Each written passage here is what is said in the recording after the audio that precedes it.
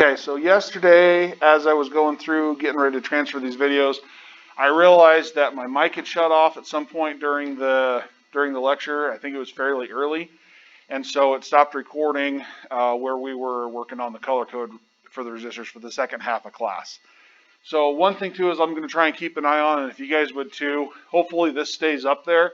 If that disappears, let me know, and I'll make sure I get things restarted. I think it was just because I had the batteries in the transmitter died. I have new sets of batteries. I got everything good to go on that. So hopefully we'll just, make a little more effort to make sure that doesn't happen again so that way you guys have all the videos. I don't think anything that we missed was too bad as far as what we're doing because we're just going to continue on with where we were at, learning about the color codes for the resistors, and then hopefully we should be getting into Ohm's law at the start of at least the second hour for today. If not, we'll start with that thing first thing in the morning. So before we begin though, does anybody have any questions about the quizzes that they've started to take? Okay.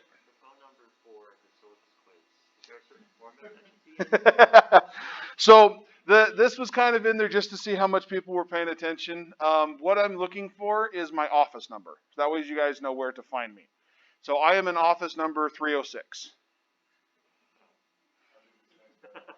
That's okay. Everybody always catches that one, and that's one reason why I wanted to specifically point out that that was my office number, so you guys know where to find me. I do live just right over here next to the stairs, so I'm in the same building as all of our classes and everything like that. It's really nice for me. I really literally only have to walk 3 different places when I'm here. So yeah, my office number is 306. The phone number is 282-4007. If you are anywhere on campus, all you have to type in is those last 4 digits for any campus number that's 282. The 282 prefix is just ISU. But then if you're anywhere on ISU, which is one of like the campus phones and things like that, you just have to dial those last 4 digits and that'll reach those extensions. Just kind of as a fun thing. And also with the phones that they may have in the building somewhere, you hit 8 to get an outside line. So just so you're aware for those. So yeah, so that's the number. It's 306. Okay. Any other questions? So I started the resistor reading one. So R is for the first 2 numbers, and then R minimum is when you subtract it, not R maximum is when you add it, right? Yeah, so, well, yeah, and then the R value is going to be the value of the first 3 bands. So it's the first 2 digits plus the multiplier. And so that's kind of what we're going to go through again today is also when we're going to find out the min and max of what's acceptable. So yeah, that's what we're looking for there. Any other questions? Okay, so let's just go ahead and go in and start doing some practice with these guys. So we have a resistor that we're looking at, and it's going to, let's see, 1, 2, 3, 4, 5, 6, 7. Guess I could do that if I wanted. And we'll just do it in black. We'll just fill it out. So I have an orange, orange, orange, and then we'll do a silver. So start working out and figuring out what type of a resistor that is. And I'll give you guys just a minute to go through those. The next one we're going to do is a red, brown, gold. And then we're going to do a black, red, black, silver. So we'll kind of go with these 3 to start with.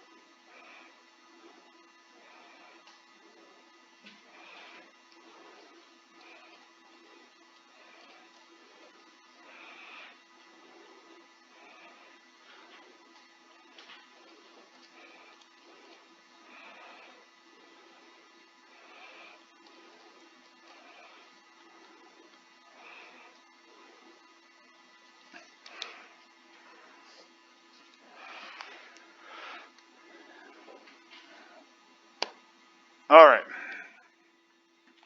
Who would like to start with the first one? Okay.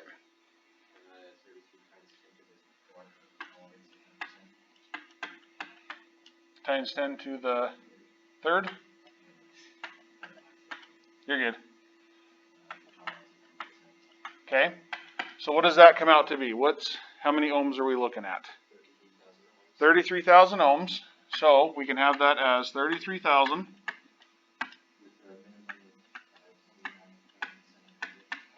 How much?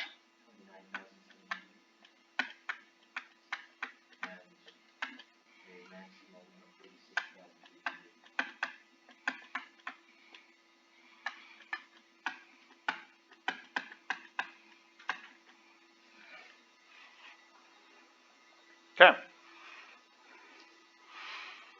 Did everybody see where those numbers came from? Feel comfortable with them? First value is orange is 3. Orange is 3. Orange again is 10 to the third, which gives us 33,000 or 33K or 33 times 10 to the third. Either all three of those answers are correct. To get the answer right in the question, you need to see what kind of prefix it has. Some of these will be listed as kiloohms, or some of them will just be listed just as straight ohms. So kind of pay attention to that, so that way you're going to get used to some of the conversions back and forth that are inherently built in. Okay? The range, we take our base range, so 33K, multiply that by 0.9 for this value. For this value, we take our 33K, multiply that by 1.1. Or you can go take the 33,000 multiplied by 0.1 and then add that value to the original and subtract that value from the original. Doing it this way just combines those steps together. Any questions with that one? Okay, next one. Kaylee?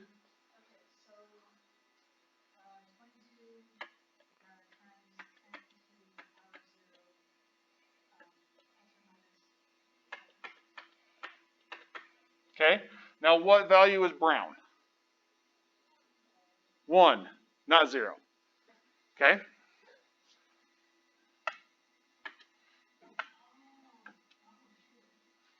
That's okay. That's why we're going through these, like I said.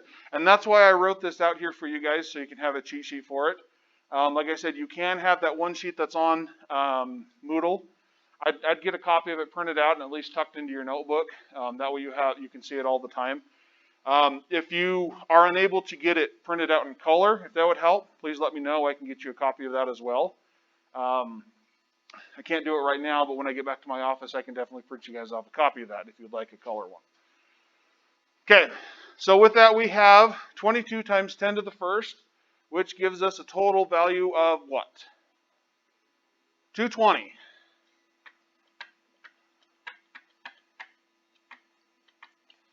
Which then our range becomes, Kaylee, what was your ranges? Okay, that's because you had 10 to the 0 instead of 10 to the first. But that's okay. So you had 21.5? So, okay, now that I changed it, it's 219. 219. How much? 220. Yep, so 220, and then what's your plus or minus 10% or 5% value? So my max is 220.5. 220.5? Okay, not quite the numbers I got. So because you take the 22, or you take the 220.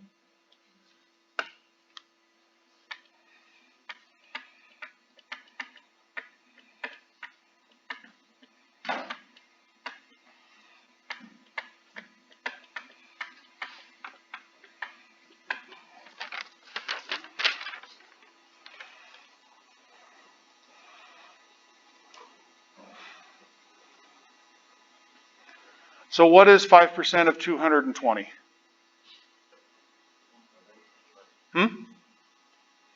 11 and a half.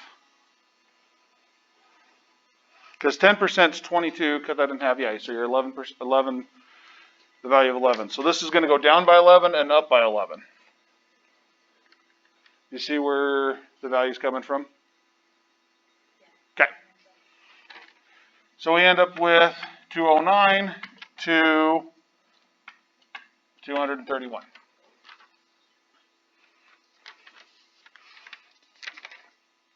Like I said, the hardest part is just trying to remember the color code, remember which value is which.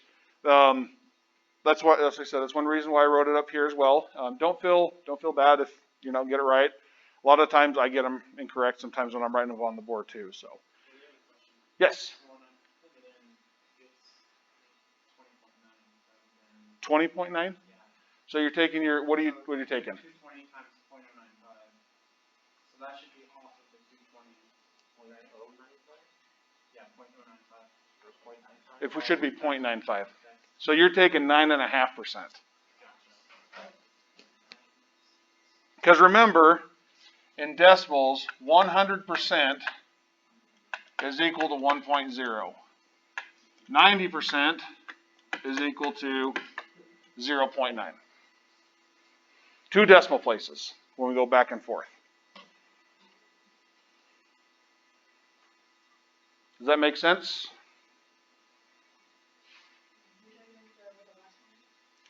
You want to do this last one? Is that what you're saying, or?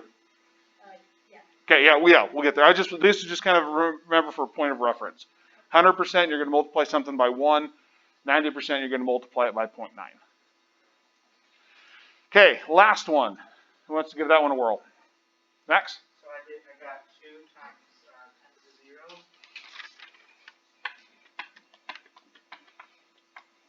So it just comes out as 2. And my max was 2.2, and then Okay, and what was your silver band? oh, we took out 9 seconds. There we go.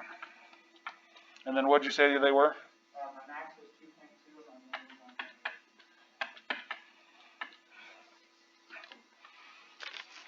1.8. Okay. The reason I bring this one up is because, yes, you can have black as your first digit. When you get into the small, precise resistors, you're gonna see these. A lot of times they're going to be black, brown, black. Sometimes you're going to even see ones that are a black, gold, black. So if that was the case, it's not a very common one, so we don't teach it a lot, but on the charts it'll have this value in there. If you have a gold in here for your multiplier, it's 10 to the negative first.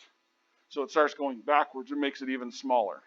The reason they have those is there's times that when you have a manufacturing process, you have something set up so that it does the exact same thing every single time for millions of the product, thousands, whatever it may be. To reprogram that takes a lot of time and a lot of money because you have to shut the line down, make your changes, and then revamp it. So what they'll do is when they make changes and updates to the product, they're still going to have the robots do that specific job, whatever it is, but it has to put something there, otherwise the sensors that are looking for it are going to get pissed and your line is going to stop as it is. So what this does is this gives us a very low value resistance, less than 1, 2, things like that, that now it has something to put in, but it's not going to affect the circuit. It just has to do that because it's cheaper to put in this part than it is to rewire and reprogram the whole assembly line. Yes? So then, okay, for my maximum, I got 2.1, and then my minimum 1.9. If it's within the 5%, which I think we're getting close. So you got to remember, you take this value multiplied by 10%. So what's 10% of 2?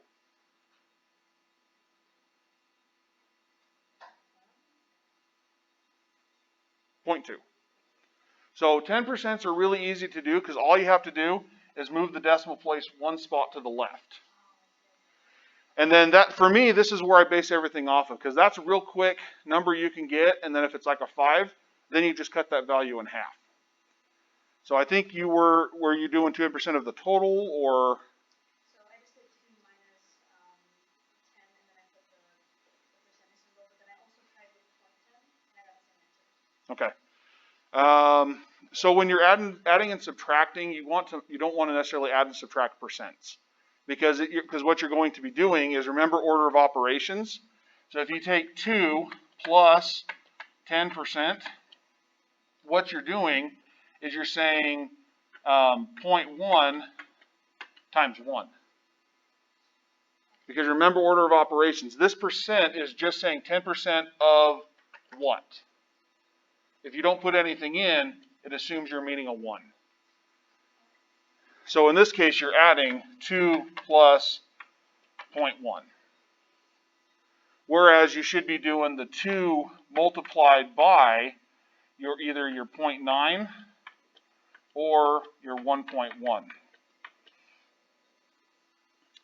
So what this does right here is this combines this little addition step right there. So 10% of your original value, which should be 2.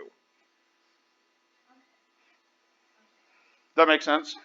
And honestly, that's something too that you got to remember to learn is where am I adding, where am I subtracting, what's my calculator trying to do? And this right here is exactly what your calculator is doing. When you just put in plus 10%, it assumes you're going to say 10% of the next value, and if you don't put anything in, it assumes a 1.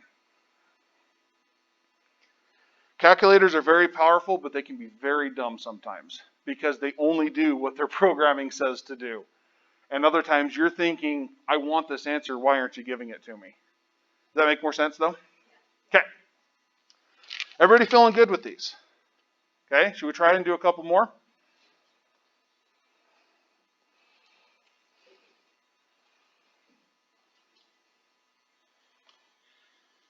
Oh,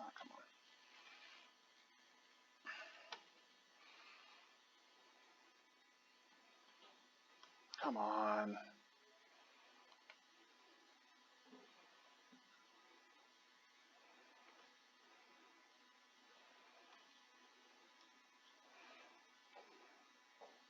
Okay, pull up a new question.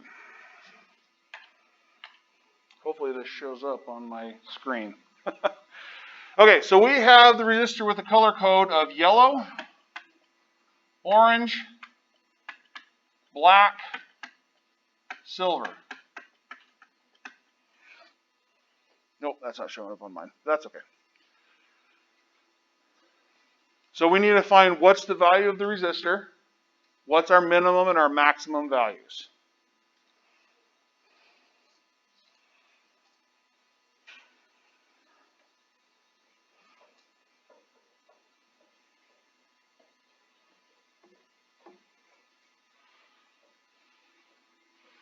So yellow's right here on our chart, and it's a 4. Just because that is kind of hard to see from, even from right here.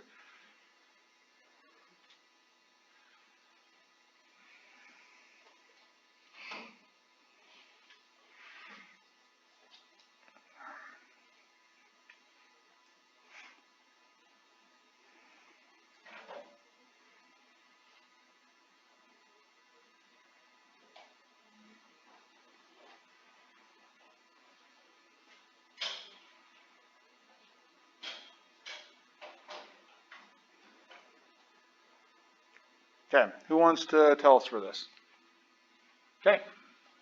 Yellow is 4, and orange is 3, so 43, and black is 0, so it's not really fun. You just keep going 43, plus or minus 10%, which does it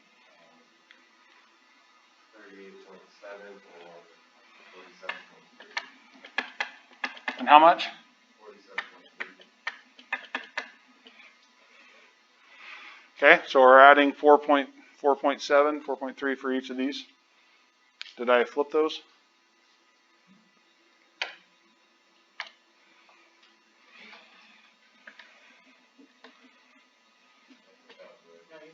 Did I have it right? 47.3? Yep. I just thought I'd flip the numbers, so. We all good with that? Does that make sense? Okay, so let me add these.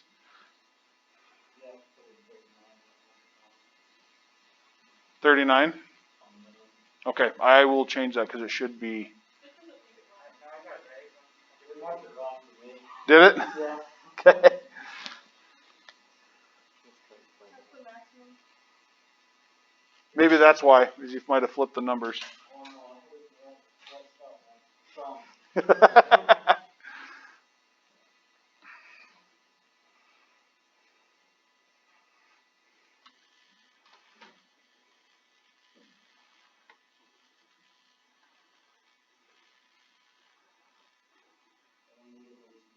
I'll go back and look at it. So yeah, if you guys do have that and you're fairly certain that you got the right answer, there is a little option here that says to flag the question. So flag it, let me know. That way it's easy for me to find questions that have been flagged. I can also go back and review your guys' individual attempts as well. So, huh? Yeah, and it records every attempt. So that's the thing too, is I can go back and see where, if people are having problems with questions, obviously it's something we'll need to talk about, things like that. So it happens. It happens. So, but yeah, if you do have questions like that and you feel that it's marking them incorrect, please, let me know. Send me an email or text me and say, hey, on this quiz I just took this question, it's marking it wrong. I feel it's right. I can go back and look and see where things started to go. Because sometimes it's just you simply got out of tolerance too far. But this one, it shouldn't have been a problem. But I will go back and look at that for sure. So, yes.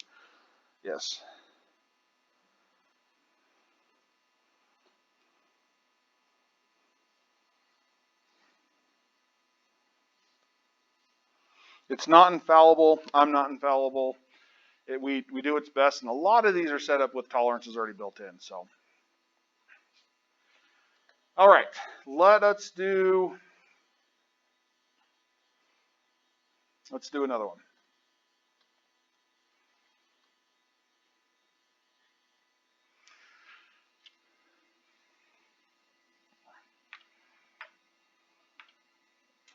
So we have a yellow, a blue, green, and silver. That way, if you guys can't see them in the back, I'll write them out so we can see them a little bit more.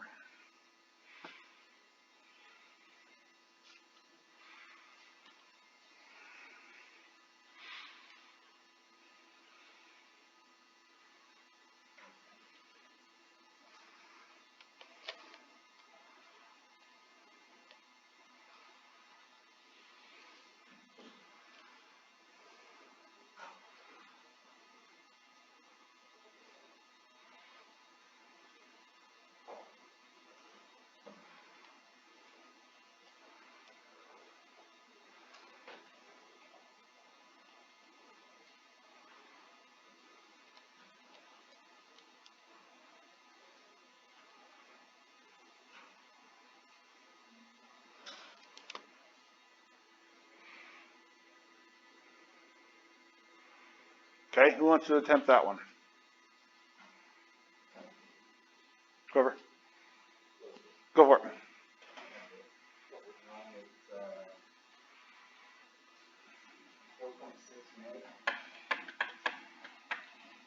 So you have 4.6 times 10 to the 5th. So that's going to be 5.06 meg at the top and 4.14. 5.06. 5.06. Sorry. So what would it be 0.6 instead of 0.6? Do what? What would it be 4.6 instead of 0.6? Should be 46. I just had the 4.6 stuck in my head. Is that what you're going to ask too? Yep. So yeah, we take the 46, multiply it times 10 to the 5th. We want to put it into a nice, easy multiple of 3 for our power. Shift it one way or the other to get into one of those. We end up with 4.6 meg. We add 10%, we have 5.06, and we drop down to 4.14. Make sense? These are pretty easy. They're going to get kind of redundant because also in lab we're going to have you guys do these as well, and then you're going to measure them and make sure that you are correct. The biggest thing here is trying to get these right, because when you guys get into lab, sometimes if you don't have the resistors that you need, we have a big box of resistors that you can find what you need. The ones that we need are in there, and you need to be able to understand the color code for when I'm looking for these, especially if you have them all jumbled together. You need to be able to search through what you have to find what you need. Or if you're trying to design a circuit, sometimes you may not have the specific value you're looking for. You're going to have to combine them together. One of the things that they have is a standard list of resistors that they make. And these are values, and I'll print up a list of those and have them in the lab so you guys can see them. But they make standard ones that they could just buy off the shelf. So like 330 ohms, 3.3 kilo ohms, 3.3 meg, things like that, 110, 1Ks, that kind of stuff. There'll be a standard set. So sometimes you're designing something and you're like, I need 573 ohms of resistance to achieve whatever, whatever current or voltage you're trying to go after. Well, odds are we're not going to have a 573 ohm resistor, at least what it's supposed to be labeled as. So you can find the closest range. Well, maybe a 560. Maybe we can find a 560 that's on the high end of the scale instead of the low end. I'll tell you right now, 9 times out of the 10, the resistors you're going to get, I believe, they're lower than their actual nominal value. So just kind of keep that in mind when you're planning things. If you have to go up a size, then it might get closer and get into that value. Yes. Okay, so let's say instead it was gold. Okay. So if it was 5% less, then we would just want less than. So the idea is that was just kind of a quick estimate. So if this is plus or minus 5%, okay, 10% would be the 4.6, right? You divide that by 2, and that will give you your 5%. It's just for some quick mental math to at least get into the ballpark to make sure your answers are right and you punched in the numbers. I base everything off of the 10% value. If it's 30%, you multiply that value by 3. That's also, that's how I do real quick math, like when I'm in the stores looking at sales. If the sign doesn't say at least 50 or 60% off, I usually don't even look at it. I'm very cheap when it comes to buying anything.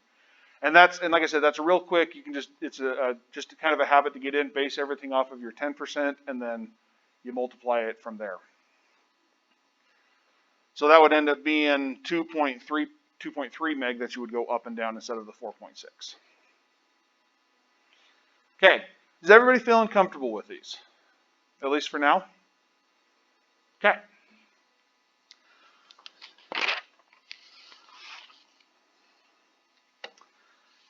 Let us go ahead and we'll talk about some schematic symbols and then we'll get into Ohm's law.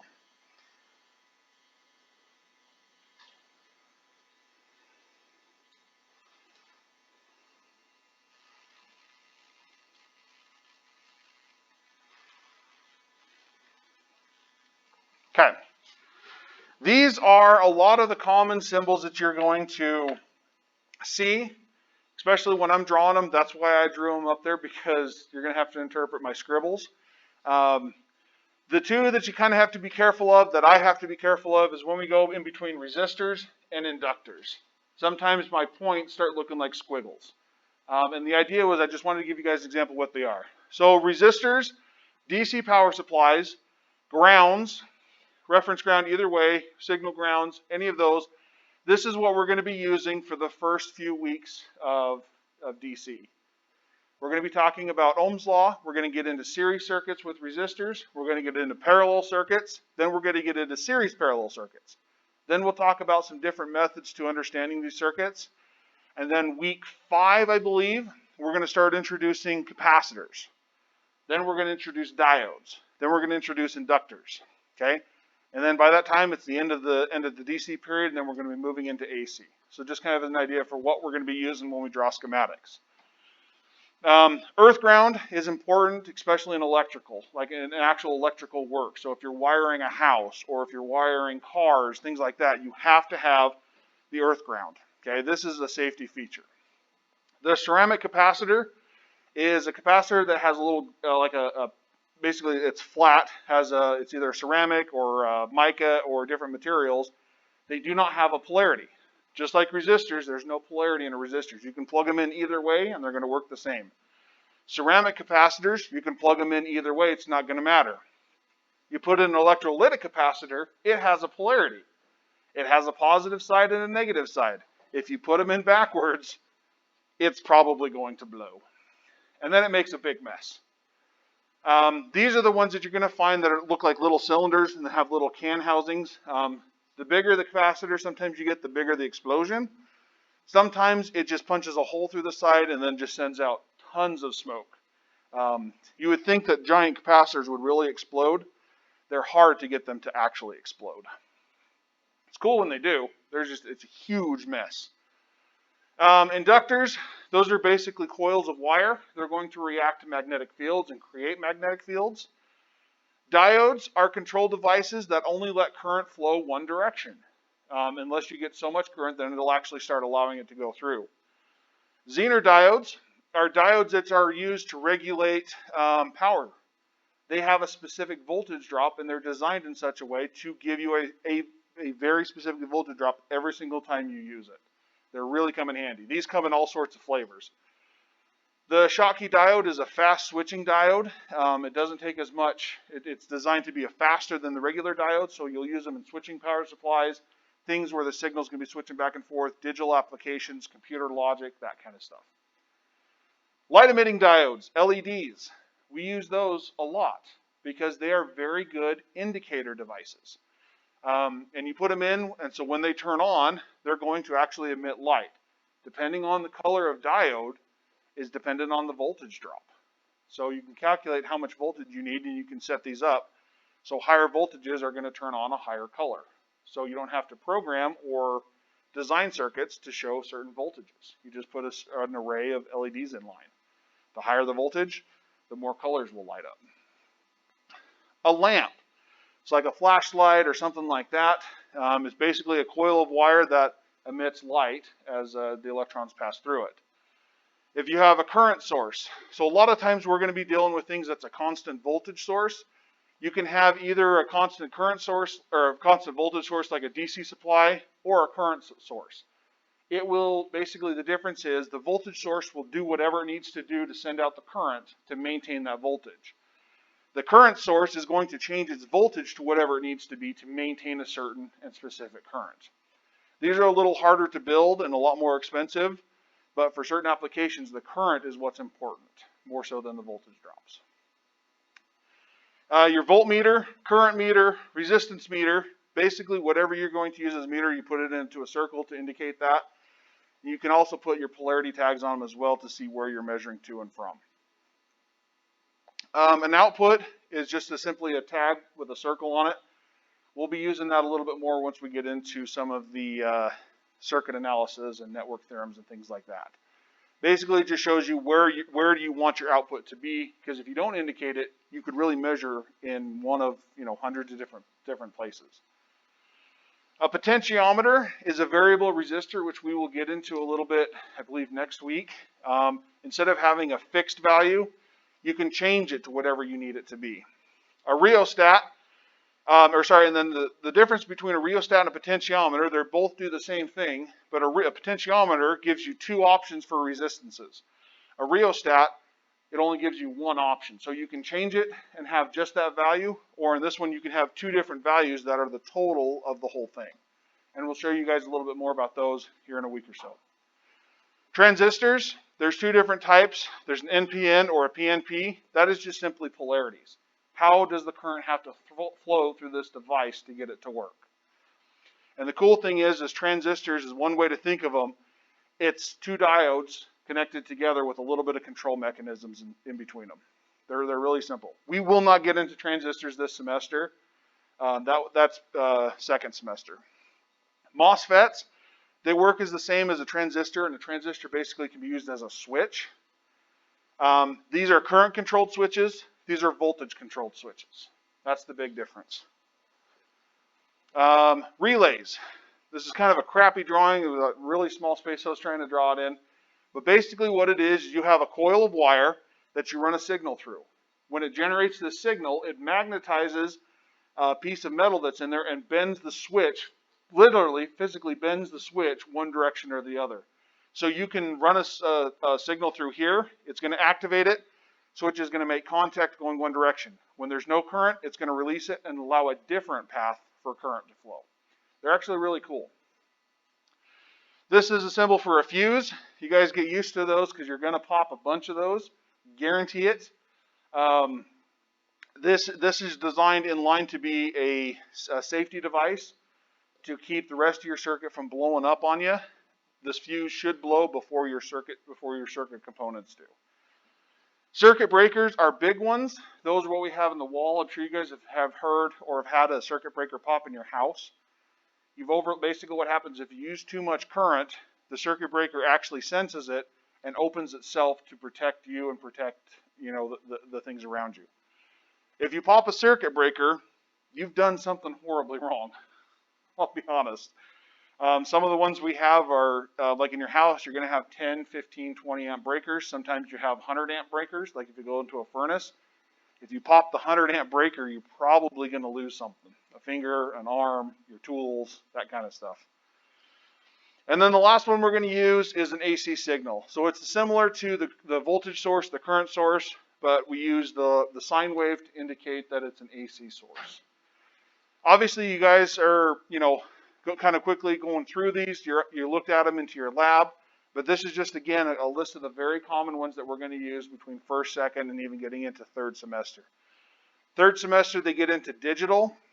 They have a whole nother set of schematic symbols that they use for digital devices, which I will let the third semester teach those, just so you guys are aware. Any questions, though, about the schematic symbols? As we get going, like I said, we'll be drawing circuits and solving them based on this. Just this way we know what to call them, what are we looking at. The schematic symbols gives us a lot of information. The diode is drawn specifically, current is going to flow that direction. Won't let it go the other way. Questions? Okay.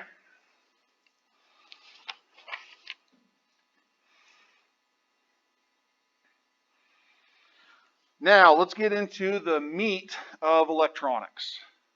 Ohm's law.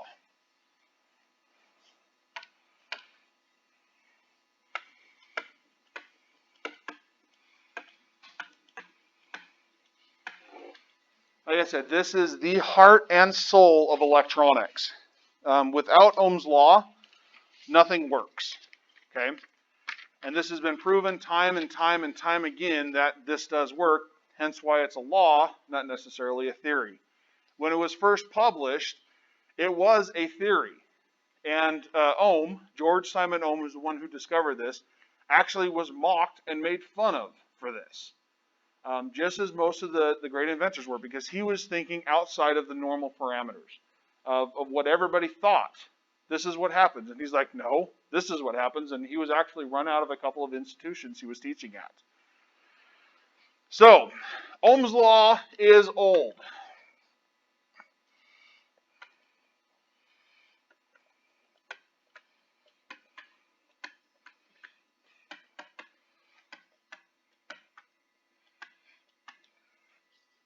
Ohm was born in 1787. Before we had, any really of the luxuries that we have nowadays that's commonplace.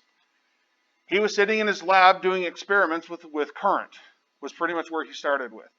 And he was running experiments that found out that the longer you have for like metals and wires and conductors and things like that, the less current you have farther at the end. So he started thinking about that. Well, why is that? Well, you're adding more material. Now you have to push the electrons through more material, more resistance. So he found out these relationships between these guys. In 1817, he was a college professor.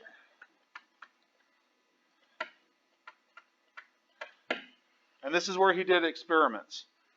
The early 19th century. In 1827 was his first theory that he published. And like I said, he was mocked for this. He had to leave his appointment as a college professor because people didn't like what he said. They're like, you're crazy. They ran him out of town. So later on in life, he finally got on at another university as a researchist, because a lot of times that's the only place that they could do research was at universities. That was kind of the idea of the university, was to do research. So in 1827, he first produced his theory of electronics. And again, he was mocked and ridiculed for it. He later resigned and was chased out of town because of his theories. He was like, I have the proof for these. This is what's going on. In 1841,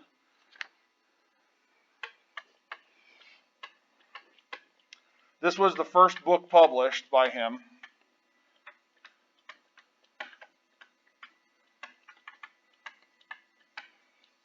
Which contained his entire theory of electronics. Not just about current flow, not just about voltages. Every little bit that he had, he published it. This later came to be known as Ohm's law.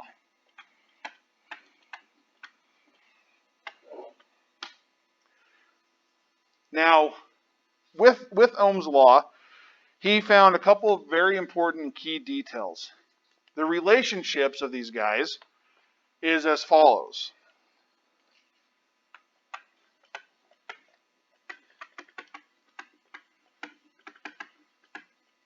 So he found when we have a voltage, everybody remember what voltage is? What's voltage? The potential energy, the force needed to push the electrons along the path. Okay? So as your voltage increases, your current increases, which makes sense. You add more and more force behind the electrons, you're going to get more of them to move, and they're going to move faster. So your current is going to increase. Because remember, at the heart of it, current is the number of electrons moving through a specific point in time per second. So more force, more electrons moving, higher current. He found as your resistance increases, your current decreases. So we have a proportional relationship with voltage and current, and we have an inversely proportional relationship with resistance and current. And he found that with keeping everything else equal, as your resistance increases in one component, the voltage drop across that component is going to increase. So to put that kind of into layman's terms, if you have two resistors and you build a circuit, they're both 100 ohms to start with. They're going to drop the same amount of voltage. But if you start increasing that 100 ohm resistor, 150, 175, 200, your current is going to be going down, but that voltage drop across that resistor is going to go up. So if you have a 200 ohm resistor and a 100 ohm resistor, you're going to end up with 2/3 of the voltage across the 200 and 1/3 across the 100. So he found that no matter what he did, these relationships stayed the same. So after kind of understanding that these relationships changed, he was able to create the formulas, the mathematical representations of these relationships.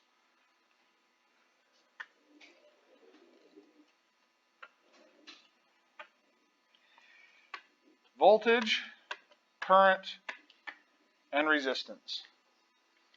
This is the simplified version of Ohm's law. If you're looking for anything to do with here, voltage, current, resistance, you can find it based on this formula. Basically, all you have to do is you look at what do I have, what do I need, how do I get there? Basically, the idea. What's the relationship to them? So let's say in a circuit,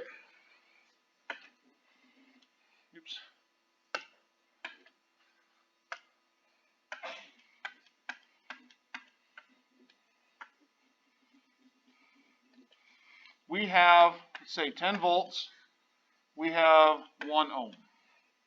Okay? I want to know how much current is going to be flowing through this device. Well, we come back and look at our relationship table. Okay? What am I looking for? Current. Let's cover that up. What are we left with? V over R.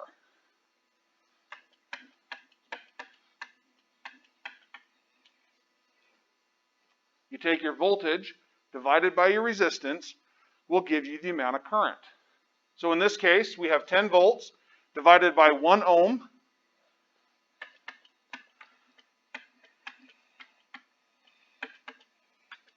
That gives us, what's 10 divided by 1? 10. And then current is measured in amps. So volts over ohms is amps. So now let's say we had the same circuit. We had our current meter hooked into this guy. We were reading 10 amps. We knew we were starting with 10 volts. So how can we figure out what the resistance is? So voltage is equal to 10. Our current is equal to 10. What is our R? It's 1. And what's the mathematical relationship for them? What are we searching for? R. So we cover it up. What do we have? V over I. So voltage divided by current equals resistance.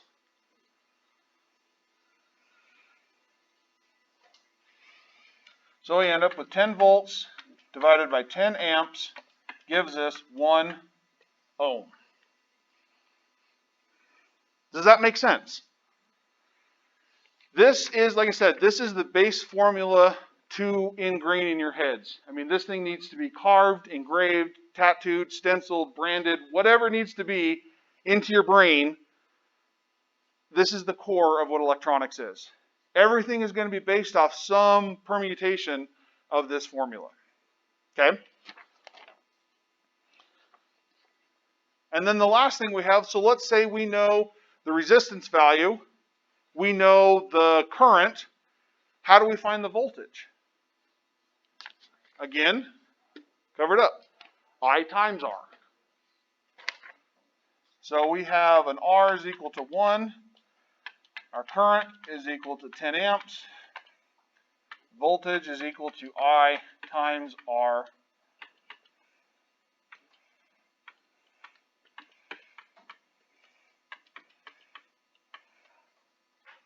And right there, we've just gone through and proved that we still have these relationships, that they're all going to be equal. As long as we remember these, remember this, we can solve 90% of the electronics problems we get to. There's some things that are going to change these a little bit. Once we start getting into AC, we're going to see how frequency starts to play into this. But at the heart and soul of it, Ohm's law is the law. I mean, it is. There's no way around it. So, years after Ohm came up with this, he presented this. It finally started to get accepted into the world. And just like how all this started, he had done all this groundwork. He had also was working with, what was his name? John Watts, I think. I can't remember his first name. I think it was John. But he was working together with him, and there was another guy, Ampere. All these guys, they were the scientific community. They were the brain trust in this time period. Well, after this finally started to get accepted, people started to expound upon this. And they also found another relationship, because this is only 3 pieces of a lot of what we deal with. We have voltage, we have current, we have resistance. What's something else that we should probably know? Huh? Wattage, which is power. Okay? How much heat, how much power, how much energy are these things going to be used? So Watt, he took this work and moved it one step farther. He added power to the mix.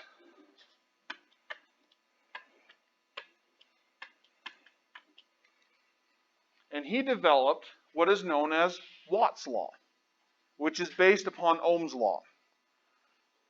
So in this instance, if we want to know how much power, how much heat something's going to have in it running through it, so we can build it up to be able to withstand that much power, power is equal to, what do you guys think? V times I, voltage times current. This is true for DC power. This is true for AC power. Then, at the end of the next 8 weeks, the second class that we're going to have, you guys are going to find out that you're going to have power AC plus power DC. Now you have a total power. So it's not just something can withstand only one kind of power. You now have 2 different types of power that are going to basically merge into the same thing and create so many watts. Okay, so much heat. Resistors are rated for how much wattage they can handle before they'll burn up, and that's based on their physical size. The really small ones that you guys have, they're about an eighth of an inch thick. Those are quarter-watt resistors. The next size up are half-watt resistors. Most of what we're going to be using is between half-watt, quarter-watt, and 1-watt resistors. They make 5-watt resistors. They're big old blocks about yay big. They have 25-watt resistors, which you can't see it, the resistor inside. It's full of ceramic and got this great big metal fin on the outside just to dissipate the heat. When you guys work on building power supplies, you're going to be using some of those.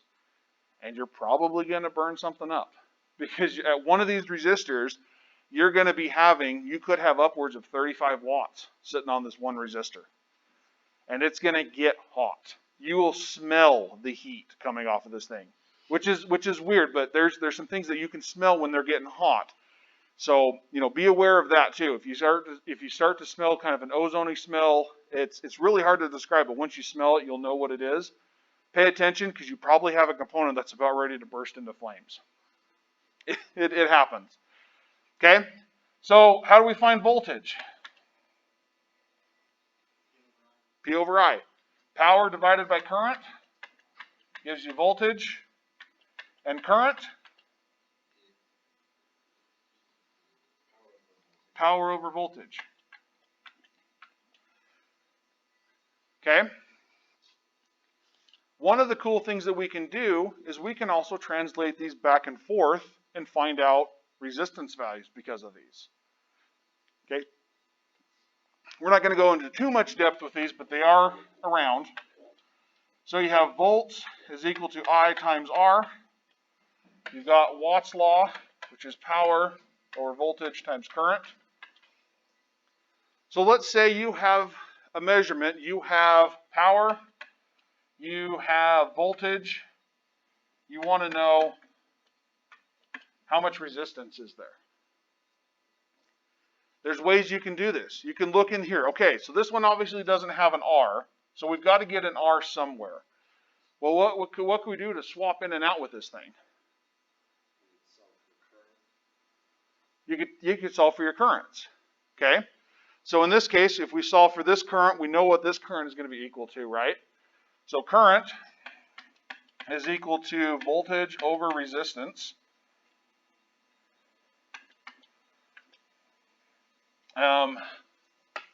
In this instance, we have, we want to be able to kind of get to this spot because we need to find for power, we need to solve for voltage, we need to solve for resistance. We want to get rid of as many variables as possible. So we know in here we can substitute things out for. Maybe there's a way we can combine these together. So there's multiple ways you can get it. So in the end, you end up with several different versions of this, working through the different steps. Right now, I'm not too concerned with those, but I will show you.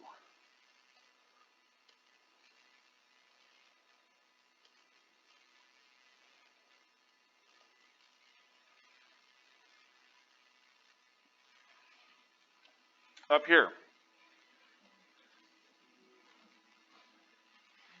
If you have looking for power and you want to know resistance, so you can come across here and you can look at these things. If I'm looking for resistance, I have voltage squared over power, which you can derive by going back and forth between Watt's law and Ohm's law. It just requires substitution steps. So when we're talking and depending on which book we're talking about, E is also stands for voltage because they're representing it as the electromotive force. That's another name for voltage, is the electromotive force, the force needed to move the electrons. So you could swap E's with V's and go in here. So now we have all the different combinations that we can go through to solve for whatever we may need based on what we have. So kind of keep those in mind. That's also why this is on this sheet. It's not just the resistor color code. It's a cheat sheet for you guys. I really wouldn't be too worried about measuring some of these obscure formulas like the power over I squared for resistance, things like that. Focus in on the basics. What do I have? What do I need? And can I get myself there? Does that make sense? Okay. So With that being the basics of that, we are at break time. So we'll go ahead and take a break here, be back in about 5-6 minutes, and then we will continue on and we will start practicing Ohm's Law.